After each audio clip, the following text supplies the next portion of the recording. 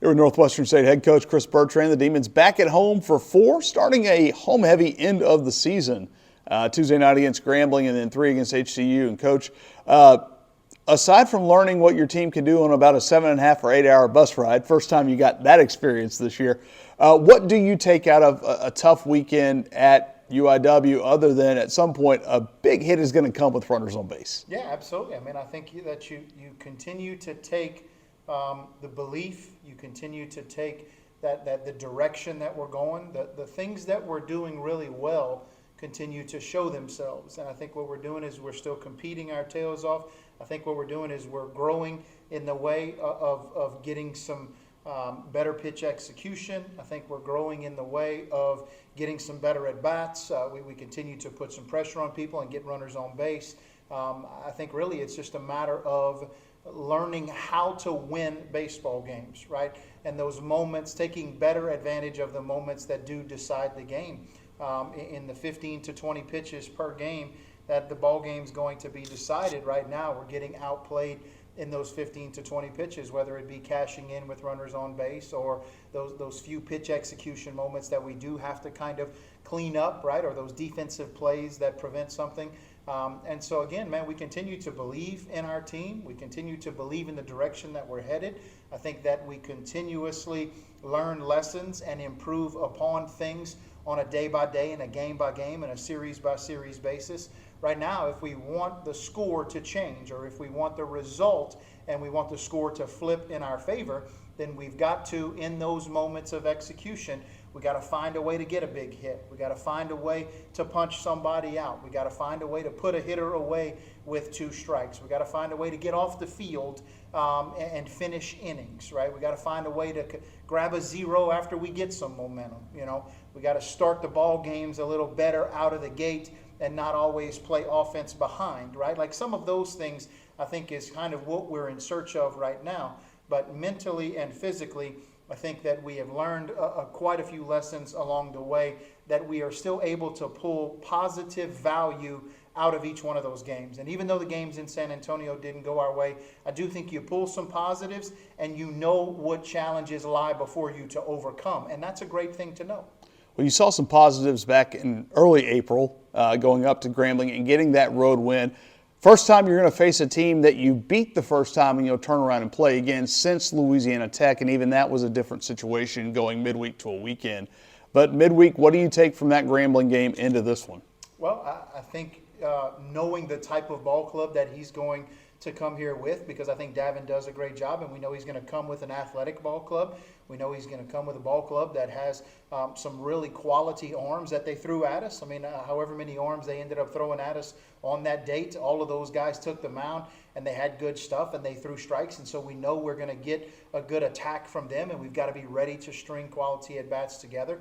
The athleticism, I think we know that we're going to have to play the short game really well. I think we're going to have to hold runners, and we're going to have to play the running game really well. You got to have great angles, and you got to get to the ball in the outfield and get it in quickly because they look to take an extra base. Like, they're going to challenge you in ways that we were able to see it in that first game. You're able to, in the scout, know what he's going to bring. And so it challenges different parts of your team. It challenges different parts of your game. In some cases, maybe it sharpens a few of them. In our case, hopefully it doesn't expose any of those right there, and we're able to put together a game plan in which we can be effective with it. And so I think you know what he's going to bring to the table, and I think you know they're going to come ready to compete, and I know we're ready to answer the bell as well. But again, a ball game and a ball club on the other side that is going to make us better and prepare us for everything on the way out the gate. Well, part of that preparation is you will have 3 of your Final Four weekends at home.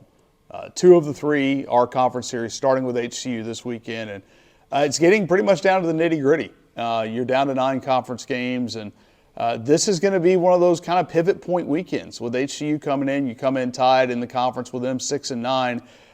What do you see from Coach Berkman's Huskies, a guy who really needs no introduction to baseball fans in this area, but his team may.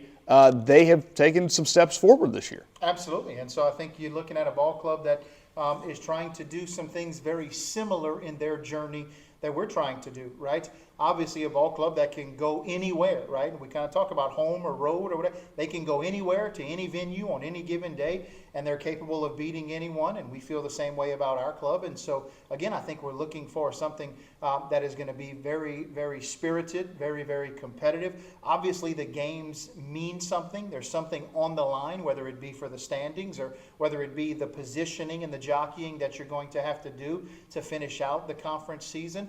Obviously, a unique schedule on our part in that our bye comes the last weekend. So we get to play all of ours 24 in a row out there, right? And so it puts us in a different position as we go through the remaining 9 games. But again, I think you're going to see obviously a very well coached team, a very much improved team from a personnel standpoint as the years have progressed, a team that is more than capable of doing all of the necessary things. And so we've got to be ready to play. We've got to be well prepared, and I think we're going to be. And we've got to take all of those lessons, right? The lessons we already have learned and the things we know we need to do in the way of learning how to win, right? How great can it be to know that we control our own destiny through the next 9 games of conference play, and that if we put the lessons of how to win to use in the next 9 games, right, then it's a way in which the season is a tremendous progress of learning for our team and our program.